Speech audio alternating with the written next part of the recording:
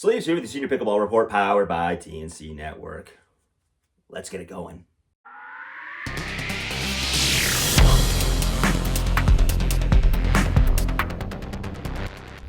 Okay, today in our People of Pickleball episode, we speak with Rommie Maxey. He is part of the ownership team of the newly formed Houston Hammers out of the National Pickleball League 2024 season. They are debuting.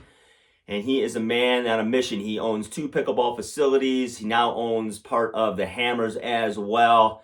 Looking forward to speaking with him, so stay tuned for that. But before we get to that, hey, check out all the links in the description.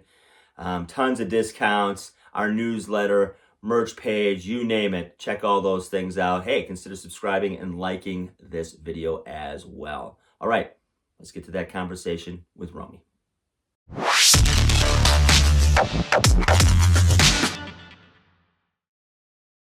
We are here with Dr. Rommie Maxey of the Houston Hammers. He's part of the ownership team, the new franchise in Houston, for the 2024 season of the National Pickleball League. Welcome to the show. Hey, glad to be here. We're excited about all the things that are happening with the NPL. Yeah, I mean, you should be. Obviously, their inaugural season was through the roof, and the 6, franchises that started this thing off have now some competition, and one of them being the Houston Hammers. And by the way, awesome logo. we did some work on that. It came out pretty good, I think. You did some serious work on that. I've seen some logos, and the MPL has a host of logos that I love, and Major League Pickleball has their logos, but I'm putting this right near the top. I saw that logo. I was like, oh, they're serious. Well, here, I'll do this for you. If you can see it on camera. Oh, yeah. Look at that. That is gorgeous. Wow. Absolutely. Okay, so before we get into all the fun stuff of coming up, obviously, and being part of ownership of a franchise and all that, we need to find out how this crazy wiffle ball sport caught your heart. And obviously, your resume is impressive and immense. So obviously ambassador, and you own clubs and you teach, and the list goes on and on. You're a national champion. So talk a little bit about how you got into the game before all those accolades started to come your way. Hey, I'd be more than happy to. I, just like many people, I moved to a 50+ community here in the Houston suburb area. And I went out one night after we'd moved here about 10 years ago, and walked out and saw these courts, and there was a couple of people hitting the ball back and forth a little bit. And like anyone else, I said, "What the hell's this?" and so they said, "Well, this is pickleball." And I said, "Okay, show me a little bit." And so we hit it around, and finally I just jumped out there and started hitting it back and forth. And my DNA, being a former athletic director and athlete and so forth, is that once I start something, I'm not going to do it part way. I'm all in. And so I kind of bought, I drank the Kool-Aid and started getting after it. And next thing I know, very quickly, I climbed the ranks and won a national championship. And at that point, then people started asking me, "Hey, show me what you know."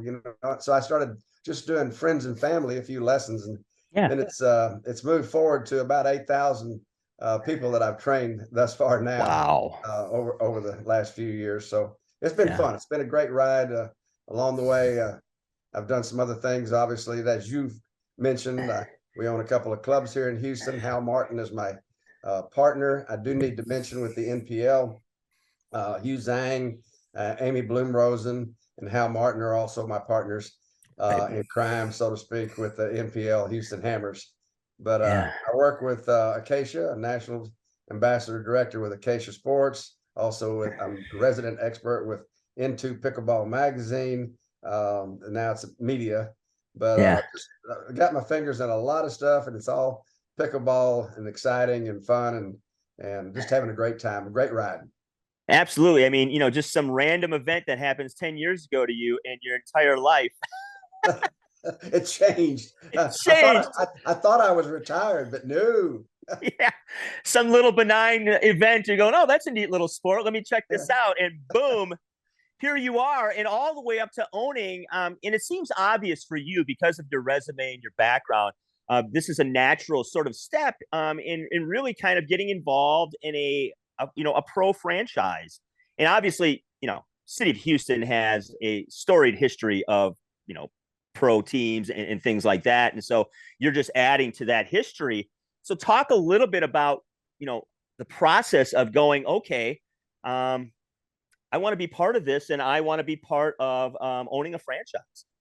Well, it actually started with last year. Rick Witzkin, one of the founders of the MPL, Right. he invited me to be the super sub last year with the MPL, which Yeah.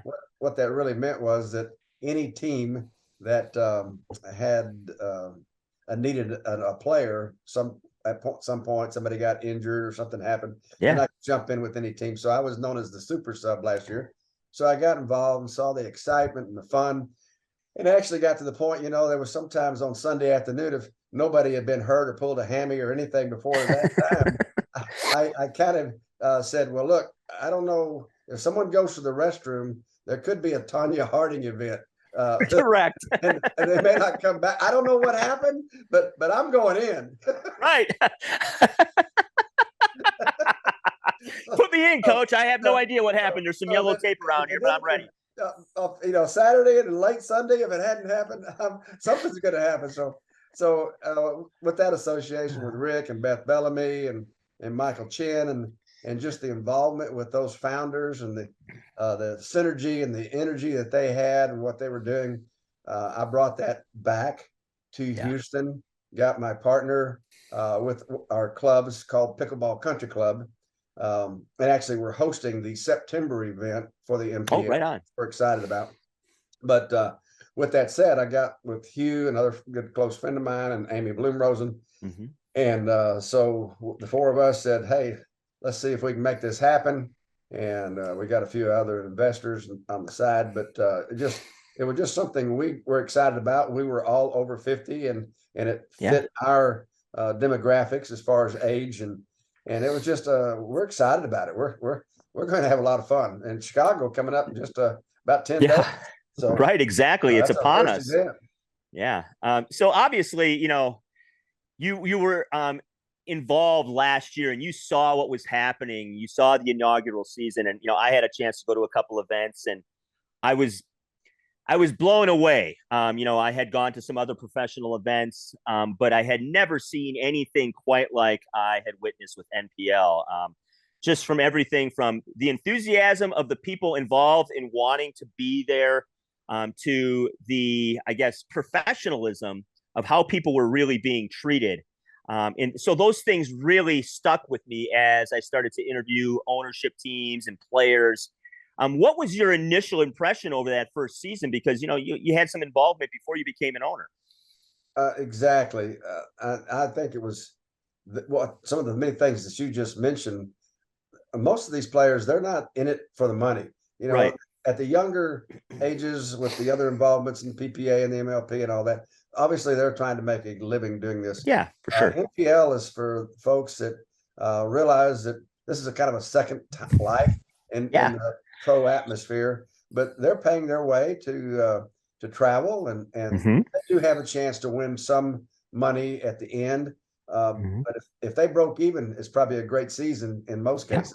Yeah. Being very honest, but just the enthusiasm, the team concept, when you go to a tournament and you're playing with your partner, that's good and that's fun. Yeah. It's not that team. There are 14 players on this team that are all fighting for each other, because if you're not successful, there's 3 different pods. I mean, you got your one pod with your top 4 players, and right, your next pod and your third pod, kind of like tennis matches back in the day.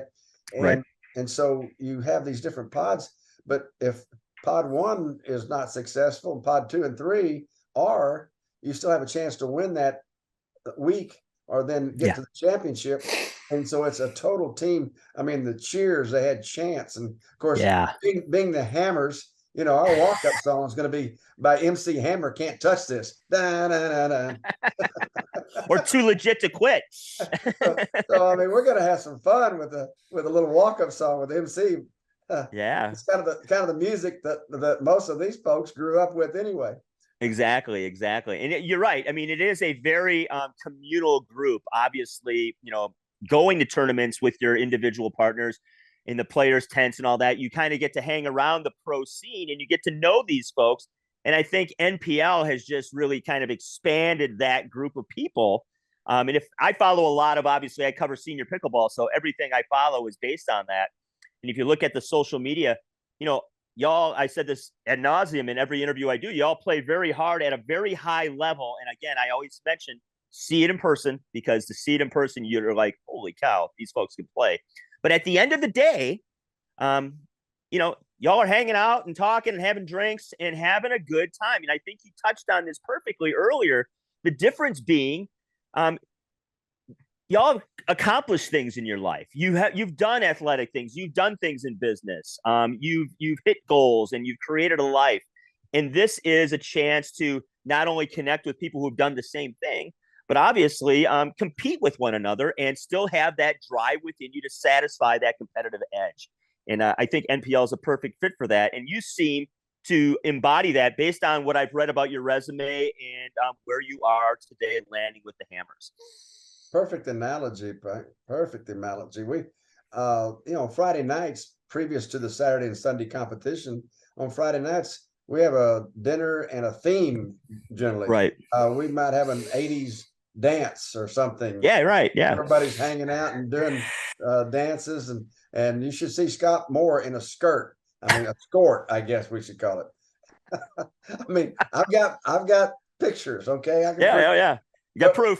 Everybody having a super good time. It's about that, and then the pickleball. I mean, it's more. Yeah. I can't stress enough how much the relationships of all these players means. They also find new partners many times when they're playing. Right. To go to the senior pro event somewhere with Matthias Johansson's group. That plays. Right. Exactly. So they may find a new partner, somebody they like. Hey, why don't we partner up? And so there's a lot of just great relationships that come out of that moving forward. And hey, we have to have one player on each team, a female and a male that are over 60. So it gives that 60 plus crowd another opportunity. Right. We're actually considering in our competition committee, maybe bringing in someone under 50, one person to generate that excitement for the 45 plus crowd moving. We want every 48 and 49-year-old out there playing pickleball. Yeah. Of being an MPL player. Yeah, because there is that transition where you're sort of at the tail end of your open pro career. And you don't have to play against 20 somethings all the time anymore. And there's a space, I think, for somebody like that, people like that. I mean, obviously you've been at this a long time in pickleball years. You're what we would call an OG. And so did you ever, when you got into this, did you ever see what has come down the pike here as far as not only like the massive appeal of this game, but there's professional leagues and tournaments now for people over 50. I mean, did you see any of this? This is crazy on some level. Yeah, even more so are the things that are going on outside of the U.S. Mm-hmm. Australia and China, right? And India, so many, and Africa is really. Yeah. I mean, there are so many places that are just exploding with pickleball, and my fear is, as an American player, a lot of these Asian countries have tremendous paddle skills. Yes, they do. Maybe when they start getting really good, we're going to have some real wars out there. Yeah, absolutely. You're right. Because obviously when you talk about countries that have billions of people and have, a paddle and racket history like they do. And I interviewed Megan Fudge, who plays Open Pro. No, Megan. And she had just been in a tournament in India. And she basically told me, I'm paraphrasing. She said, like, you have no idea what's coming, Mike. Like these people are into it, and there's a lot of them, and they're already really, really good. No So, I doubt, mean, no yeah, doubt. yeah, I see it every day when I'm out, training with people and stuff that just people that are coming into this game constantly that are yeah, good athletes. Maybe they played some racquetball. Of course, the ones that come to me and I'll ask them, oh, what background, and they'll yeah, say tennis, and I go, okay, tennis is good, yeah, but we still got some work to do right. because the nuances of the game of pickleball and some of them they think it's not, but they find out that it is. Yeah, But shortening the but stroke and but the ones that come to me and say, I have a table tennis or ping pong background, I yeah, go, uh-oh, you got it. yeah, Because they have everything that's there in yeah. table tennis is the same thing that you're going to face in pickleball, just at a little larger court. Yeah, and I tell people all the time when they don't know anything about pickleball, I tell them it's really sort of like playing table tennis but standing on the table. That's it. Yeah, You got to, that's great because it has those similarities of where you yeah, hold the paddle, how you hold the paddle, and so yeah. much. And I go, you know what? We're going to have a quick learning curve if you've got an extensive background in ping pong or table tennis. And that's Right, absolutely.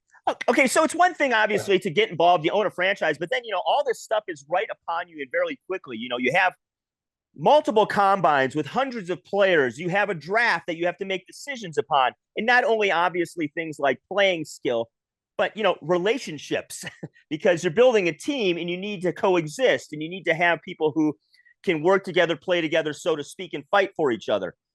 Talk about that process because you have obviously a very short period of time. You get the team, you get organized, you get your logo. There's a 10 million other things you probably never thought about. Plus, obviously, sifting through the enormous amount of talent that's out there and then picking that talent. it was actually extraordinary the amount of talent that was in the combines. Yeah. Plus, you also had a group of players that played last year Right. that didn't even go to the combine because they felt like they had Yeah. proven themselves, and most of them, for that, most of them had. Yeah. You had signed players that were all automatically in the draft, and you had the second group that were players who decided not to go to combines because they played last year. They Yeah. felt comfortable enough, and then you had the combine, and there was exceptional talent. And to go out there and see those people, I enjoyed playing with them. I went and played with them. I might Yeah. have lunch with them. We even had dinner sometimes. I wanted to get to know them on a personal basis Right.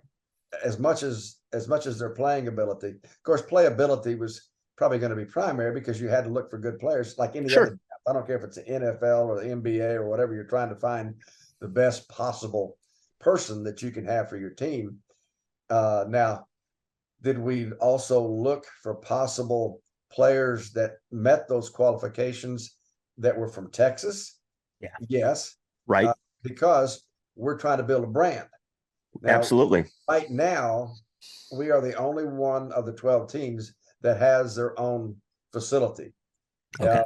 And because we own that facility, I own that facility. Yep. Alan, excuse me. So it's Pickleball Country Club here in Houston. We're having a second one that'll be opening soon as well. But my point is that we were able to have a club.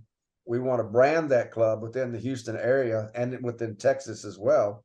So when we can now have our own combines, maybe in Texas, Yes. Oklahoma, Louisiana, bring in some people and have our own combine and then say, hey, we really like some of these folks and we might be able to keep them away from the national combine and have them Yeah. somewhere. But I mean, so you're always looking for an advantage, right? But Right. that's not against the rules. We can host our own combines. So the process in itself, though, was really fun and exciting. I had been involved as my background was a lot in baseball, and I'd been involved with the MLB draft many Okay. times. And so with that, it was helpful. And we had our list, and we actually out of 14 players, we were able to get 8, which is an extremely high number of Yeah. people that we had earmarked prior to the draft, that these Okay. people that we want. Of course, we had 14, we'd like to have, but Right. it doesn't work out. Just somebody gets called three spots in front of you and you go, Sure. Sure. we even had everybody was supposed to mute their speaker when they were speaking. Yeah. And our first pick in the draft, we picked a lady, and someone in the background had an obscene. Oh, we were all laughing. And hey, mute your microphone when you're not, because we were just like a draft. The Houston Hammers, with the first pick in the draft, take so and so number 114, whatever the number was. Yeah. And somebody went, "Oh shoot!" But not shoot. Yeah.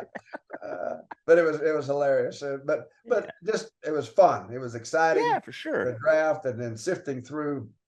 And yes, whether people missed, obviously. I mean, there's great players that didn't get picked. Yeah. But I told some of them after the draft, I said, don't be discouraged. I mean, there's four. I think the expansion is looking at 4 more teams next year. Right. And then eventually going to 30 is where they're wanting to go 2-3 years from now. And then have regional pockets. In other words, now you have your regional matches and it still and as we talked just very earlier, it eventually could be an international MPL. Oh, absolutely. Where we're meeting in Australia for the international MPL event. So right. The future is bright. And what you said earlier, these people, for the most part, they have lived their professional lives, and they have the wherewithal to be able to do this and have fun with it. They're not looking to make a living. They're looking to have a great time and play a sport over 50 that they still have a great passion for. Absolutely. And I think you mentioned a bunch of things that really show me that you're ahead of the curve of where this is going. Because if it expands like it is, the benefits of obviously having a facility are pretty obvious, but the benefits of drafting locally in the general area allows you to do things with the players on your team at your facility outside of NPL events as well. And I know I talked to some people that I have ownership in the league, and they're looking at it as well. It's nice to have, if you have a city, to have people that live nearby or in the general vicinity where you can do things and promote the brand outside of just going and playing in the actual competition.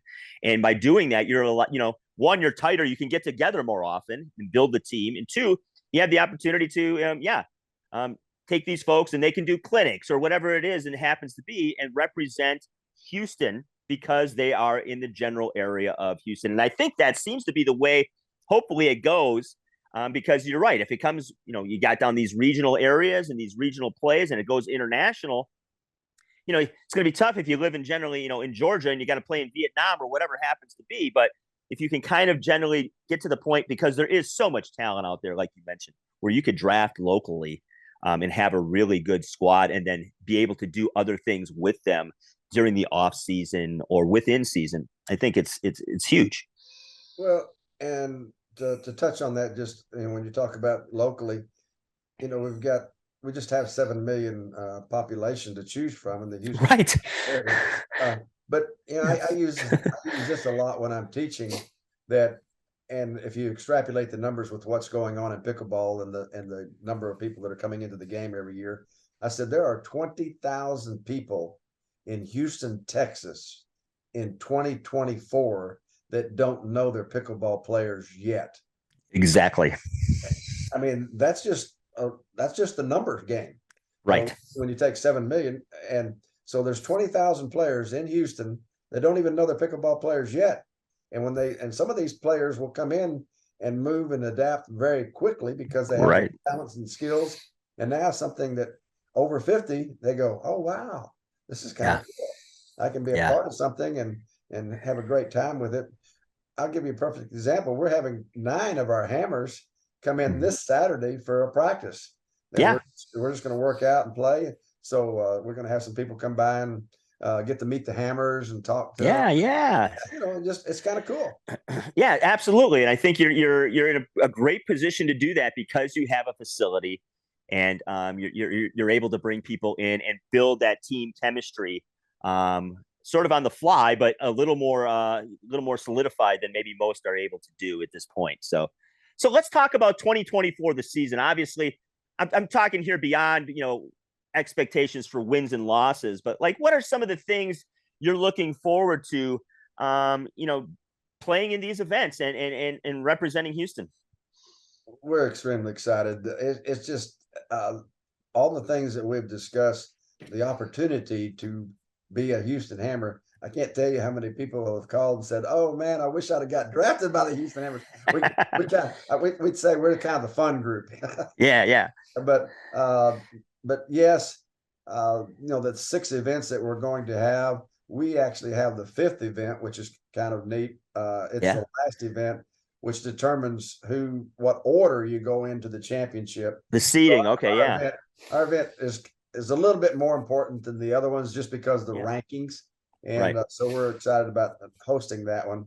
But just being a part of the MPL, some things are being discussed. We might be able to have keepers on our team. This first 2 years, we just totally redrafted. But next year, we're talking about maybe having a couple of keepers. And it doesn't necessarily have to be your first round pick or your second round pick. No. It can be anybody that you feel like adds value to your team. Right. So that's kind of exciting to think about, that we might have keepers. We might be bringing in the 45 and above person. Just bringing in a new group of people that get excited about being in the organization. There's just we're going to a lot of different places in Columbus, and Cincinnati, and Kansas City. And we're part of PickleCon, which is a huge event in Kansas City. Event, over 100 courts. Right. So we're just we're actually part of PickleCon. I mean, it's an expansive deal that's going to be thousands and thousands of people there, and we get the opportunity to expose all those thousands of people to MPL, which is exciting for us. Yeah, absolutely. All that being said, it's just the events. They're all live on either YouTube. CBS Sports picked up our finals last year. I think they're going to do 2 events this year. So it's just fun. It's exciting. Absolutely. Tons of momentum going. Obviously, 2023 was a huge first step, and knocked it out of the park as far as I can tell. Everybody that I talked to was involved in it, even from the inside to the outside of observers like myself. Just we're blown away by it. And 2024, the talent level has risen for sure, and obviously more teams to compete with, and obviously exciting new venues like the one you have, and obviously the one that's we just talked about, PickleCon. So should be a dynamite year. Anything else before we let you go here?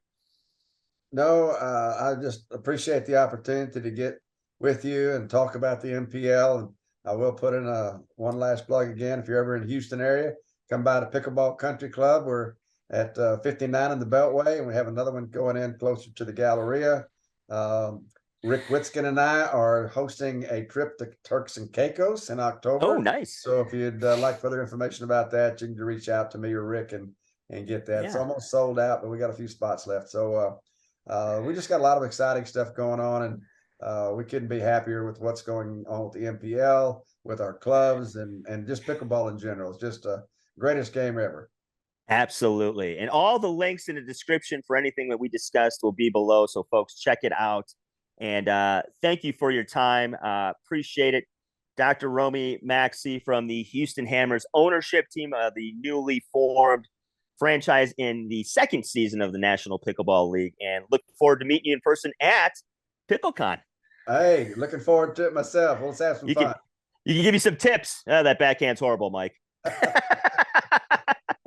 Have you thought of another sport? Exactly. All right, sir. Appreciate your time. Hope you enjoyed our conversation with Rommie Maxey, one of the owners of the Houston Hammers out of the National Pickleball League. All the links in the description about the Hammers you need and Rommie. And hey, at the end of the day, folks, remember, let's pickle.